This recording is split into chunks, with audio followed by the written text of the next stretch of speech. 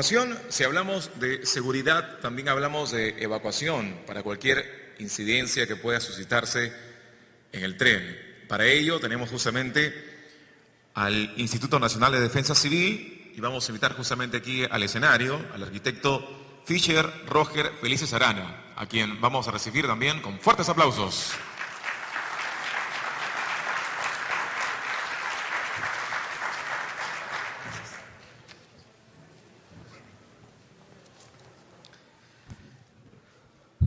Bueno, ante todo, buenas tardes. Primeramente, para agradecer a ATE por habernos invitado y hecho partícipes de este gran evento, en el ánimo, creo, todos de formar esta cultura del metro, del cual ya nos han venido hablando los expositores que me han antecedido.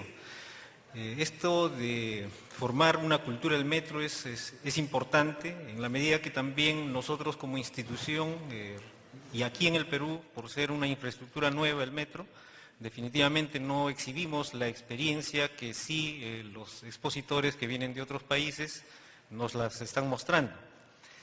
Evidentemente, pero sí, lo que tenemos nosotros es una experiencia en algunos procedimientos establecidos por el Instituto desde el año 2000 a efectos de verificar condiciones de seguridad, normalmente en infraestructura. Por tanto, es importante también hacer algunas determinaciones respecto a la seguridad que tocamos como defensa civil. La seguridad, por ejemplo, creo que el idioma inglés es quien define de manera más precisa el término de seguridad porque habla de dos tipos de seguridades, ¿no? El security, que es una seguridad contra robos, asaltos, vandalismos, este tipo de eventos, y el safety, que es una seguridad en salvaguarda de la vida. Esta última definición del safety creo que es la más adecuada para definir la seguridad que toca de alguna manera al INDECI en salvaguarda de la vida de las personas. Muy bien, en el marco pues de la gestión de riesgos de desastres, definida pues como un fenómeno social encaminado justamente a la salvaguarda de la vida, de la infraestructura y del ambiente, es que la gestión de los riesgos de desastres tiene por fin la prevención, la reducción y el control de los factores de riesgo de desastre en la sociedad. Asimismo, la preparación y respuesta ante situaciones de desastres en el cumplimiento de las políticas nacionales y en el marco del desarrollo sostenible. Muy bien, algunos expositores nos han detallado cuál es el procedimiento, por ejemplo, que ellos adoptan para tocar, en algunos casos, la seguridad integral y en otros casos ya de manera muy específica y a detalle el tema de los riesgos. Nosotros, como parte del procedimiento que hemos venido estableciendo en los procedimientos de inspecciones de seguridad, partimos por la identificación de los peligros. Por tanto, aquí se exhibe, por ejemplo, una clasificación e identificación de peligros que de manera general están tocados en esta tabla y podemos dividir el peligro como peligros naturales y el otro gran grupo como peligros inducidos por la actividad del hombre. Dentro de los peligros naturales tenemos pues los generados por procesos en el interior de la Tierra, tenemos los sismos, maremotos, tsunamis y actividad volcánica. Uno de los peligros a los cuales cualquier tipo de infraestructura que esté en nuestro territorio pues va a ser pasible, por ejemplo, de poder ser afectado por el peligro del sismo. Tenemos otros peligros generados por procesos en la superficie de la Tierra, otro grupo de peligros generados por procesos hidrológicos, meteorológicos y oceanográficos. Otro tipo de peligros naturales tenemos los generados por procesos de origen biológico, que de alguna manera no los tocamos, no vamos a entrar en detalle porque son aspectos que no necesariamente van a impactar en este tipo de infraestructura. Dentro del grupo de peligros inducidos por la actividad del hombre tenemos el tema de los incendios. Ya nos han hablado parte de estos peligros en detalle de tipo urbano.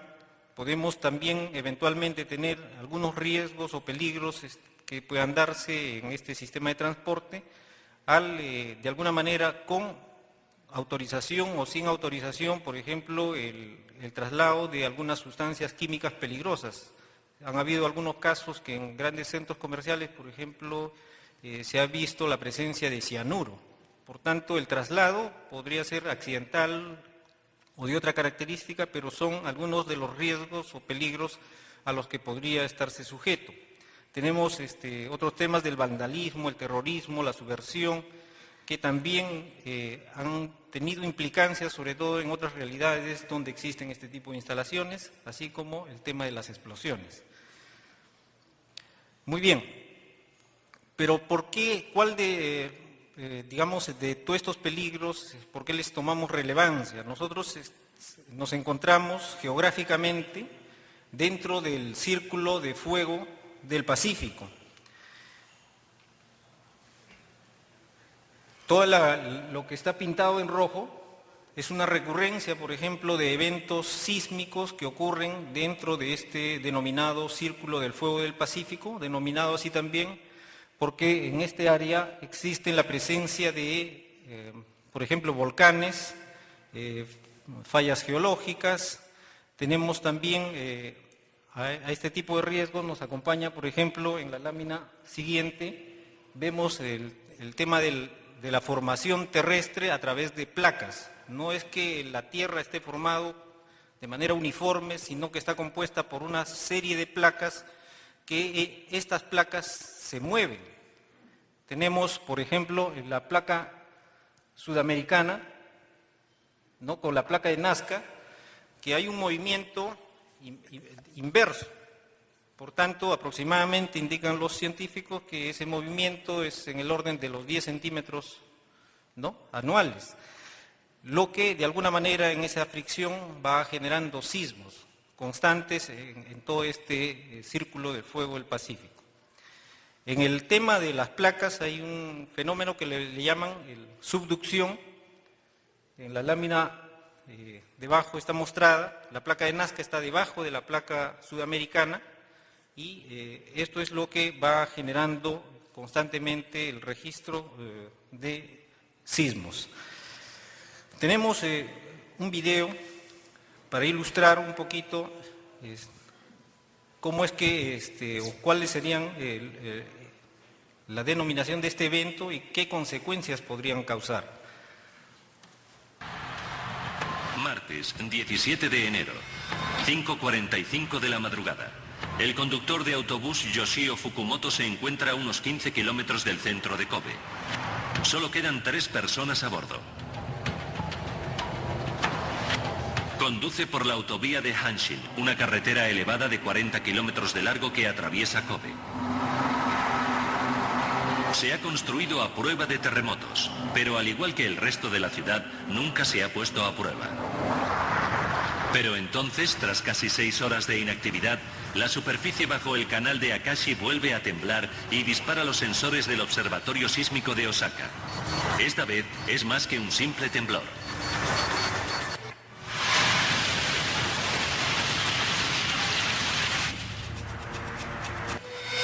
A las 5 horas 46 minutos y 58 segundos, el trayecto rutinario de Fukumoto da un giro inesperado. Todo empieza a agitarse violentamente.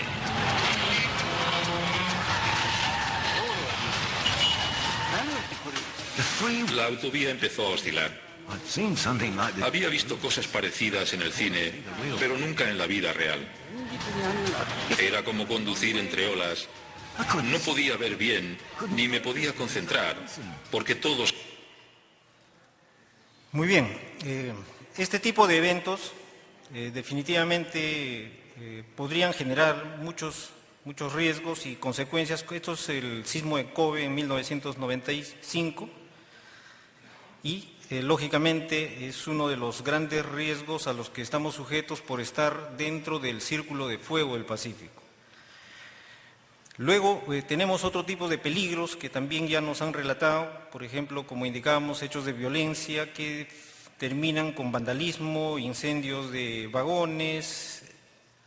Este tipo de eventos definitivamente también son parte de los peligros. También hemos visto y que nos han relatado incendios, ¿no?, a bordo de algunos trenes producidos por algunas fallas de tipo eléctrico, choques, colisiones entre trenes, lo que de alguna manera en conjunto lógicamente genera pues una serie de riesgos a los que pueden estar sujetos y que de alguna manera, por ejemplo en el caso de la fotografía que muestra una estación, Príncipe de Gales, tras un choque de trenes cuando se inicia un proceso de evacuación. Tenemos aquí la foto que muestra también una evacuación de una céntrica estación de tren en París, cuando existe, por ejemplo, el tema de amenazas por bomba u otras, ¿no? Y también en algunas de las exposiciones que nos han precedido nos han mostrado alguna nueva tecnología respecto a los vagones que nos indican, por ejemplo, las partes delanteras y posteriores de trenes que podrían tener estos sistemas de evacuación. Adicionalmente a estos peligros que definitivamente los cuales son ocasionados por la naturaleza, donde de alguna manera la participación del hombre es restringida, hay otros aspectos en el uso propio de las infraestructuras donde sí definitivamente tenemos participación directa, por tanto podemos edificar infraestructuras arquitectónicas muy bellas, muy hermosas, pero que eventualmente podrían tener ciertas restricciones y causar algún nivel de riesgo. Por tanto, dentro de los procesos de verificación de estas condiciones de seguridad en defensa civil, lo que se verifica justamente es el cumplimiento de la normatividad preexistente para diversos componentes de la edificación. Esto está normado en nuestro país y de alguna manera existe una ley ya que ha salido sobre la ley de medios de transporte aeroportuarias, terrestres, lacustres, etcétera, para hacer que estos medios de transporte sean accesibles para personas con capacidad limitada. Al respecto, existen algunos ejemplos a nivel internacional, por ejemplo, en cuanto a seguridades en el andén. Voy mostrando de alguna manera algunos videos que podrían eventualmente ser crudos, pero que efectivamente en algunos casos se han ido dando, ¿no? Entonces, yo quisiera un poquito que las personas sensibles un poquito eviten ver, por ejemplo, este video es pequeñito, pero no muestra algún tipo de riesgo en los andenes. Por favor, el video. De seguridad. El instante en que la madre se descuida y ahí ven como el cochecito se desliza por el andén, cae a las vías y es embestido por el tren. El niño no tuvo heridas de gravedad, ya que solo habría sufrido un golpe en la cabeza al impactar contra las vías. Por suerte, lo único que pasó a mejor vida fue el cochecito que terminó destruido. Muy bien, el metro, por ejemplo, en Sevilla, las puertas del andén son unas mamparas de seguridad de aluminio y cristal transparentes que separan el andén de las vías. Algo semejante tenemos en la infraestructura, por ejemplo, del Metropolitano, que se abren de forma sincronizada con las puertas del metro cuando estos llegan a la estación y realizan la parada, y se cierran una vez que los usuarios se encuentren dentro. Esta es una foto de esta estación que de alguna manera ha mitigado, ¿no?, este riesgo de manera contundente. Muy bien, en términos generales, cuando nosotros trabajamos este tema de la inspección de seguridad en defensa civil, justamente con el objeto de la salvaguarda de la vida de las personas, hemos establecido un procedimiento en el cual se evalúan dos aspectos: los aspectos físicos, ¿no?, los cuales también a su vez están divididos en aspectos estructurales y no estructurales, y tenemos otros aspectos también organizacionales que están vinculados justamente al tema de cómo es que no solo los operadores, sino también los usuarios, exista un nivel de organización para las emergencias una capacitación y los cronogramas correspondientes. Dentro de los aspectos físicos se verifican los aspectos estructurales.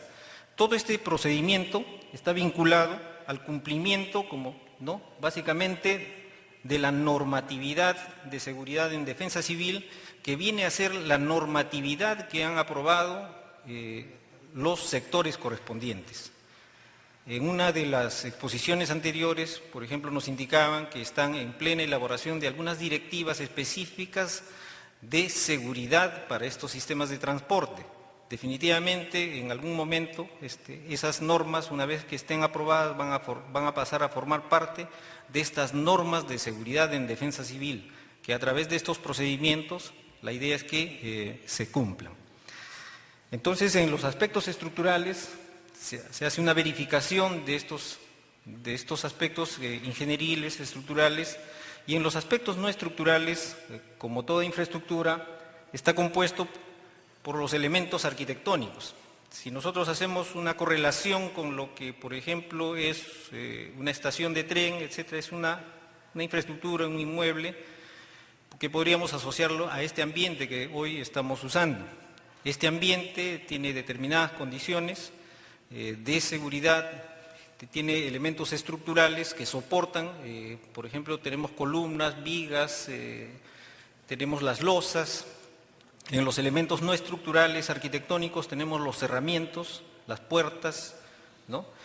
Y dentro de los elementos también no estructurales tenemos todo el tema de sistemas de instalaciones eléctricas, el tema de instalaciones sanitarias y las instalaciones de protección contra incendios que tenga este local. Todos estos aspectos se verifican dentro de nuestros procedimientos a través de un conjunto de profesionales multidisciplinarios que verifican el cumplimiento de la normatividad preexistente. Dentro de los aspectos organizacionales, básicamente este está enfocado justamente al tema de la evacuación, ¿no? Se entiende que los operadores, por ejemplo, de este inmueble tienen estructurado un plan de seguridad para casos de sismo y para casos de incendio fundamentalmente, que es lo que vemos nosotros. En los dos lados laterales míos, por ejemplo, están ubicadas las puertas de evacuación. Tenemos algunos elementos de protección, de extintores, por ejemplo, para casos de amagos de incendio, elementos de señalización, aparte de los elementos pododáctiles, hay una señalización indicativa de que uno no puede transponer esa línea por cuestiones de seguridad. Tenemos otros elementos como los gabinetes contra incendio que se entiende están en el momento de la visita en proceso de implementación. Aquí hay un detalle del gabinete contra incendios.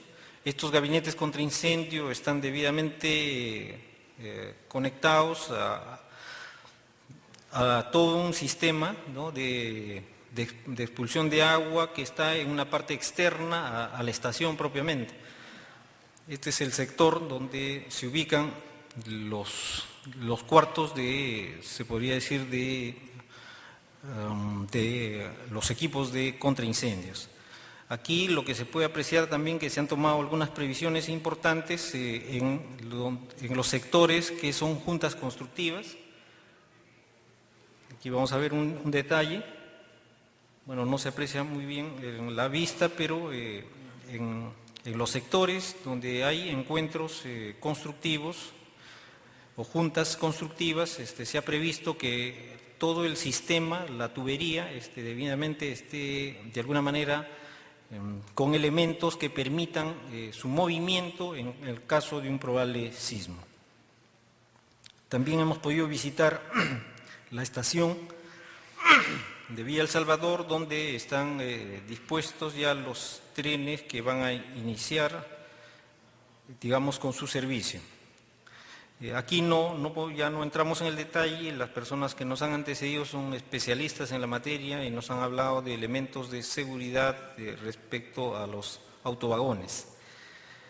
Lo que sí quiero, ya como corolario de esta participación, es justamente en el espíritu, en el ánimo de conformar esta cultura del metro, y la cultura de la seguridad de igual manera, es que también como parte de ese entrenamiento, pues que nosotros, por ejemplo, en esta semana que ha pasado, hemos estado en una campaña, el INDECI, conjunto con todas las entidades, en una campaña de simulacros previos. Por tanto, es importante que nosotros de alguna manera nos entrenemos en estos simulacros a efectos de tomar conciencia de los eventos a los cuales o de los peligros a los cuales podemos estar sujetos para de alguna manera disminuir nuestra propia vulnerabilidad. Por tanto, yo quisiera que pasen ese video, por ejemplo, para que de alguna manera también sepamos el uso adecuado de cada uno de los elementos de seguridad, que son de seguridad y no necesariamente para darle este tipo de usos. El video, por favor.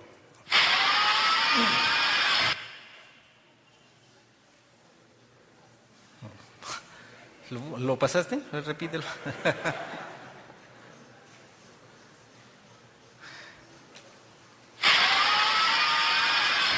Bueno, la cultura implica muchos aspectos, ¿no? Y creo que nosotros definitivamente como institución, sobre todo que tiene la responsabilidad de la salvaguarda de la vida de las personas, pues definitivamente estamos en el ánimo no solamente de participar de este tipo de eventos, sino conformar las mesas de trabajo que correspondan a efectos de mejorar y elaborar, por ejemplo, alguna normativa de seguridad que esté vinculada justamente a la salvaguarda de la vida de las personas. Muchas gracias.